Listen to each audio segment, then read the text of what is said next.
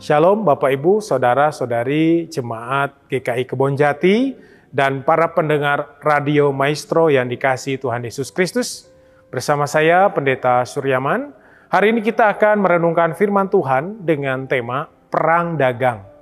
Bacaan firman Tuhan pada hari ini diambil dari Injil Matius pasal 5 ayat 9. Injil Matius pasal 5 ayat 9 berbunyi, "Berbahagialah orang yang membawa damai, karena mereka akan disebut anak-anak Allah." Bapak Ibu Saudara-saudari Jemaat GKI Kebonjati dan para pendengar Radio Maestro yang terkasih, di sebuah kota kecil di dua negara, hiduplah dua sahabat lama. Seorang tukang roti bernama Johan dan seorang petani gandum bernama Samuel. Johan membuat roti terbaik di kotanya.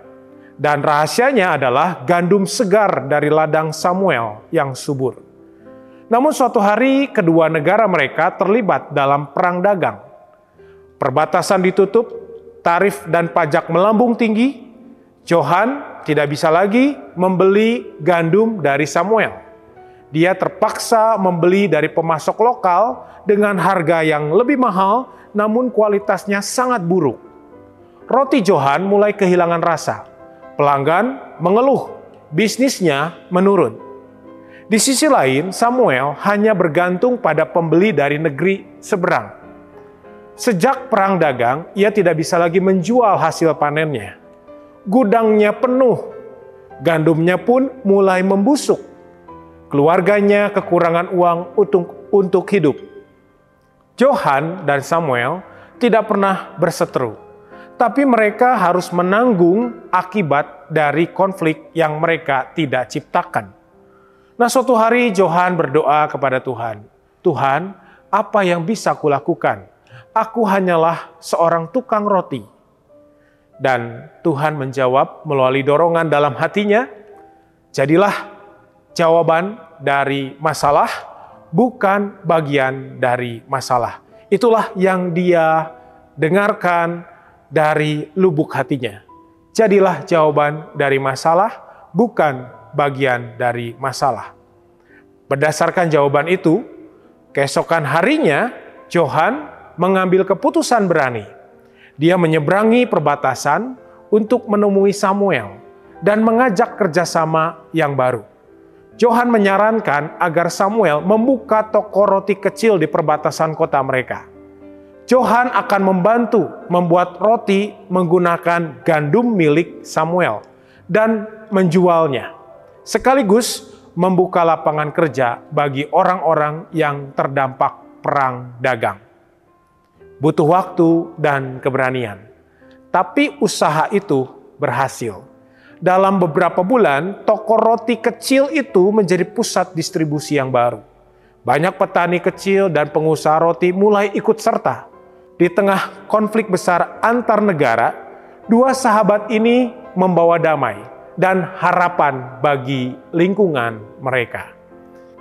Bapak Ibu Saudara-saudari Jemaat GKI Kebonjati dan para pendengar Radio Maestro yang terkasih, kisah Johan dan Samuel menunjukkan bahwa di tengah konflik besar yang mereka tidak pahami dan tidak mereka ciptakan, mereka memilih untuk tidak tinggal diam.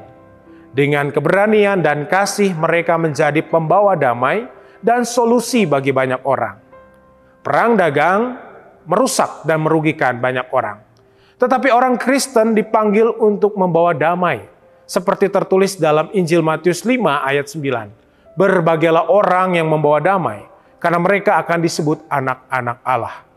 Ayat ini adalah bagian dari khotbah di bukit, di mana Yesus mengajarkan nilai-nilai kerajaan Allah yang berbeda dari nilai-nilai duniawi. Dunia sering menganggap orang yang kuat, orang yang menang, orang yang punya kuasa sebagai orang-orang yang berhasil. Tetapi Yesus mengatakan orang yang diberkati atau orang yang berbahagia justru adalah mereka yang membawa damai. Membawa damai bukan sekedar menjadi orang yang pasif atau tidak suka ribut. Membawa damai berarti aktif menciptakan perdamaian, membangun kembali hubungan-hubungan yang rusak, dan menjadi jembatan antara pihak-pihak yang sedang bertikai. Pembawa damai bukan hanya orang yang tidak menciptakan masalah, tetapi mereka yang berani masuk ke dalam situasi yang sulit, lalu menyatakan pengampunan, keadilan, kerjasama, dan kasih di sana. Bagaimana kita membawa damai di tengah-tengah perang dagang saat ini? Pertama yang bisa kita lakukan adalah tumbuhkanlah kepercayaan pada Tuhan. Perang dagang bisa membuat ekonomi goyah, tetapi kita percaya bahwa penyedia kebutuhan hidup kita bukanlah sistem dunia ini, melainkan Allah yang hidup. Dialah yang memberikan makanan pada burung-burung pipit dan menghiasi bunga-bunga di padang. Dialah yang sanggup menopang hidup kita juga. Matius 6 ayat 26-30. Nah, kita diajak untuk hidup dalam kepercayaan yang teguh bahwa Tuhan tetap memelihara dan memegang kendali atas segala-galanya. Di tengah situasi seperti saat ini, tumbuhkanlah iman percaya kita kepada Tuhan. Yang kedua, jangan ikut-ikutan tamak dan mementingkan diri sendiri.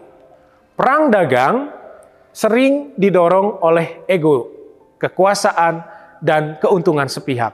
Sebagai umat Allah, kita tidak dipanggil untuk mencari keuntungan pribadi dengan mengorbankan keadilan dan kebaikan bersama.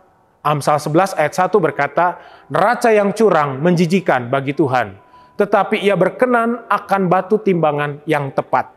Dalam dunia bisnis dan perdagangan, kita dipanggil untuk menjadi orang-orang yang jujur, adil, dan membawa damai, bukan yang menambah kerusakan karena keserakahan dan mementingkan diri sendiri. Yang ketiga, membawa terang Kristus dalam dunia ekonomi, bisnis, dan dagang. Ketika dunia kacau karena perang dagang, ini adalah saat yang tepat bagi orang percaya untuk menjadi terang. Melalui cara kita bekerja, berdagang, dan melayani orang lain. Ketika orang lain panik, kita hadir dengan integritas, pengharapan, dan kepedulian sosial. Kita bisa menunjukkan kasih Kristus dengan mendukung produk-produk lokal yang memberdayakan masyarakat kecil di sekitar kita. Tidak mengambil keuntungan dari penderitaan orang lain, dan menjadi pemimpin atau pengusaha yang memikirkan kesejahteraan bersama. Bukan hanya mengutamakan keuntungan semata. Yang keempat, berdoa bagi pemerintah dan dunia bisnis di tengah-tengah perang dagang saat ini. Perang dagang adalah persoalan kebijakan para pejabat tinggi negara. Kita tidak dapat berperan banyak, namun kita bisa berperan melalui doa syafaat.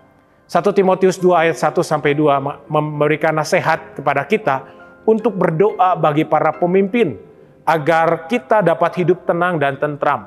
Mari doakan para pengambil kebijakan, pemimpin bisnis, dan juga pemimpin negara-negara di dunia agar lebih mengutamakan kerjasama daripada persaingan dan konflik. Perang dagang mungkin tidak terlihat seperti perang bersenjata, tetapi dampaknya nyata dan terasa. Dunia butuh lebih banyak orang-orang Kristen yang menghadirkan damai sejahtera dalam dunia ekonomi melalui nilai-nilai kejujuran, keadilan, kasih, dan kepedulian. Kiranya kita bisa terus dimampukan menjadi anak-anak Allah yang membawa damai sekalipun berada di tengah perang dagang. Tuhan memberkati.